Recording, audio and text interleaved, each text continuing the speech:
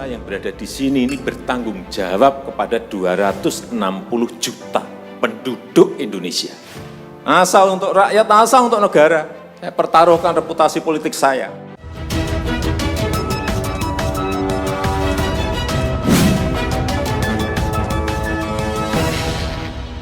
Logo Partai Umat adalah perisai tauhid, yakni pohon yang indah yang akarnya merasuk ke dalam petala bumi, sedangkan cabangnya menjulang tinggi ke angkasa, memberikan manfaat kepada alam sekitarnya sepanjang masa.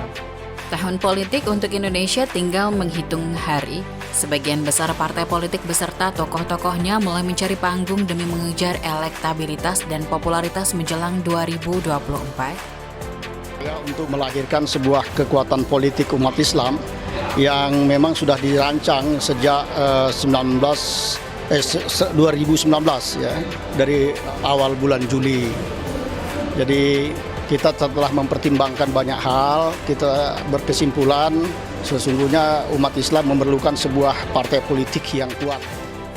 Elektabilitas dan popularitas memang sangatlah penting untuk para politisi yang mempunyai hajat, seakan tidak peduli dengan kondisi masyarakat saat ini yang sebagian besar sedang berjuang untuk melewati masa pandemi yang berlarut-larut. Para politikus itu asik bermanuver mencari muka.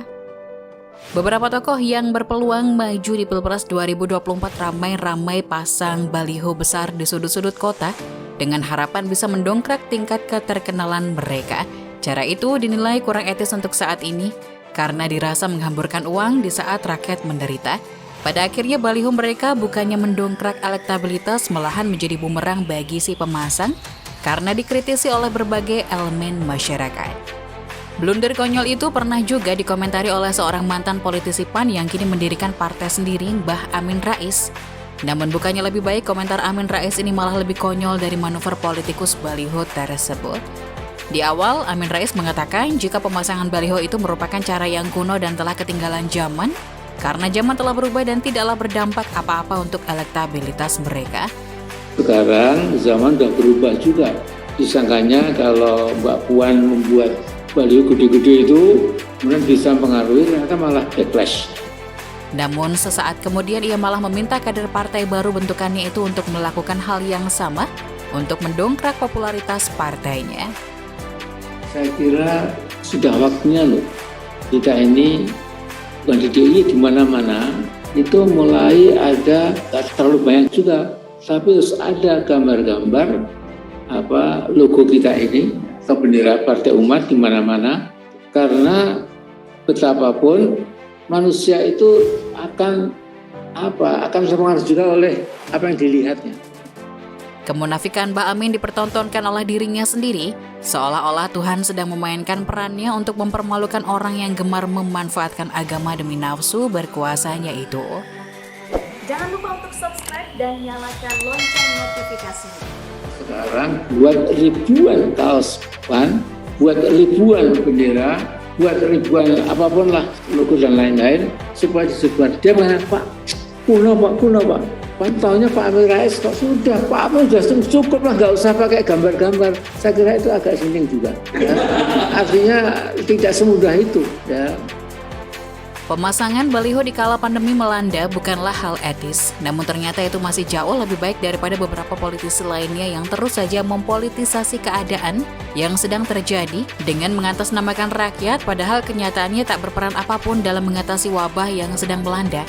Mereka menari di atas pandemi, cari panggung dengan menghujat pemerintah, dan berharap rakyat Indonesia masih bodoh agar bisa dibohongi dengan narasi yang mereka gulirkan.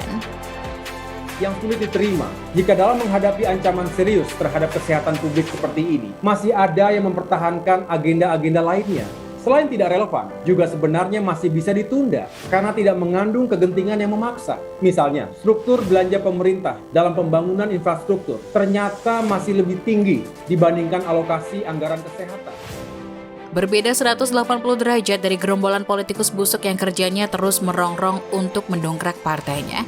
Presiden kita, Bapak Joko Widodo, rela mengorbankan dirinya sendiri demi keselamatan rakyatnya. Kita yang berada di sini ini bertanggung jawab kepada 260 juta penduduk Indonesia. Tolong digarisbawahi. Dan perasaan itu tolong sama, kita sama. Ada sense of crisis yang sama. Kita harus ngerti ini. Jangan biasa-biasa saja. Jangan linier. Jangan menganggap ini normal. Bahaya sekali kita. Saya melihat masih banyak kita yang menganggap ini normal. Kalau mau minta perpu lagi, saya buatin perpu. Kalau saudara belum cukup, asal untuk rakyat, asal untuk negara. Saya pertaruhkan reputasi politik saya. Direktur Eksekutif Indonesia Political Opinion atau IPO, Deddy Kurniasyah, mengapresiasi sikap Presiden Joko Widodo yang merelakan popularitasnya tergerus demi menyelamatkan nyawa masyarakat. Ini terkait keputusan Jokowi yang memutuskan memperpanjang penerapan pemberlakuan pembatasan kegiatan masyarakat demi menekan penyebaran virus COVID-19. Keputusan PPKM memang tidak populer, memicu penurunan popularitas sekaligus persepsi publik pada kepuasan ke Presiden. Meski begitu, Jokowi tetap konsisten meski secara politis merugikan. Kondisi ini menandai Jokowi lebih mementingkan kesehatan publik dibanding citra politiknya. Kata Deddy, menanggapi temuan survei Indikator Politik Indonesia yang dirilis siang tadi Minggu 26 September. Menurut Deddy, hal tersebut menjadi sikap yang harus ditunjukkan pemimpin nasional, rela mengorbankan dirinya untuk keselamatan rakyat. Di sisi lain, ia tetap bekerja menjaga pertumbuhan ekonomi. Dalam konteks itu, Jokowi pantas disebut negarawan karena mendahulukan kepentingan warga negara dibanding citra politik dirinya sendiri, ungkap Deddy. Deddy menilai sikap tersebut karena karakter Jokowi yang bukan politisi jangka pendek. Jokowi, ia melanjutkan, merupakan negarawan yang memegang prinsip utama, yakni mementingkan rakyat dan keselamatan rakyat. Kalau dia politisi jangka pendek tidak akan melakukan PPKM karena tidak populer, ujarnya. Menurut Deddy, sikap kenegarawan tersebut harus diikuti oleh jajaran di bawahnya, yakni para menteri dan pembantu-pembantunya di kabinet. Pak Jokowi sudah menunjukkan sikap, maka pembantu-pembantunya harus juga bersikap sama, imbaunya. Sebelumnya, Direktur Eksekutif Indikator Politik Indonesia Burhanuddin Muhtadi dalam rilis hasil survei menyebutkan ada tren penurunan tingkat kepuasan masyarakat terhadap Presiden Jokowi. Saat ini berada di angka 58%. Penyebabnya imbas kebijakan PPKM yang berdampak ke sektor ekonomi. Penjelasannya ada kaitannya dengan PPKM. PPKM ini dipersepsi positif dari sisi dimensi kesehatan, tapi dari sisi dimensi ekonomi itu persepsi responnya buruk.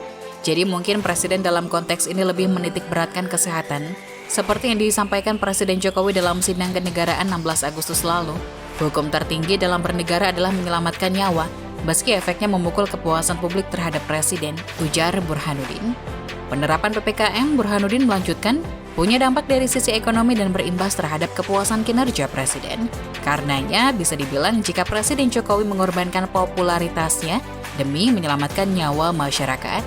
Burhanuddin menjelaskan tren kepuasan Jokowi sempat di atas 70%, namun perlahan menurun menjadi 58%. Survei terbaru indikator pada 17 hingga 21 September 2021, kepuasan masyarakat terhadap Jokowi berada di angka 58,1%. Penurunan kepuasan terhadap kinerja Presiden sekarang di angka 58%. Meskipun tren penurunannya belum berhenti, kabar baiknya masih di atas 50%, katanya. Burhanuddin lalu menyinggung pimpinan di negara lain yang tingkat kepuasannya jatuh selama pandemi corona. Jadi, tingkat kepuasan warga ke Jokowi masih patut disyukuri. 58% menurut saya merupakan hal yang patut disyukuri. Meski tren turunnya belum berhenti, sebelumnya 72%, jadi lumayan turun, kata dia. Kebijakan terus memberlakukan PPKM memang penuh resiko.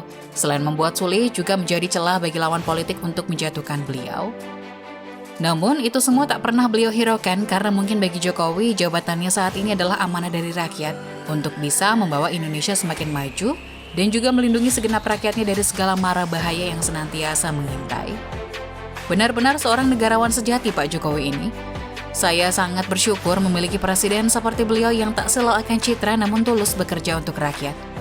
Kinerja presiden yang rela korbankan dirinya ini kini berbuah hasil. Terbukti negara kita sudah keluar dari zona merah, bahkan keberhasilan Indonesia mengatasi pandemi yang sedang melanda kini diakui oleh dunia.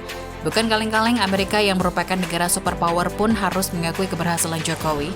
Melalui Joe Biden, Amerika meminta masukan saran dari Jokowi untuk mengatasi pandemi di negaranya. Itulah Jokowi, dihujat di negeri sendiri tapi malah menjadi idola di negara lain yang jauh lebih maju dalam segala bidang dari Indonesia. Sampai di sini kami makin tak bisa berkata-kata saat masih saja ada gerombolan Anfaidah yang terus-menerus menghujat beliau yang sudah sekuat tenaga berjuang demi NKRI. Semoga Presiden selalu diberi kesehatan agar senantiasa bisa terus berkontribusi untuk negeri.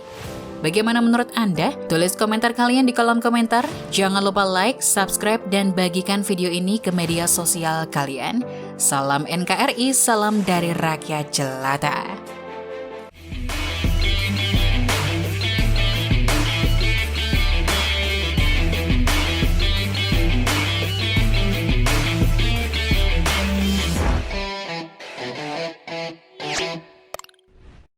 Jangan lupa untuk subscribe dan nyalakan lonceng notifikasinya.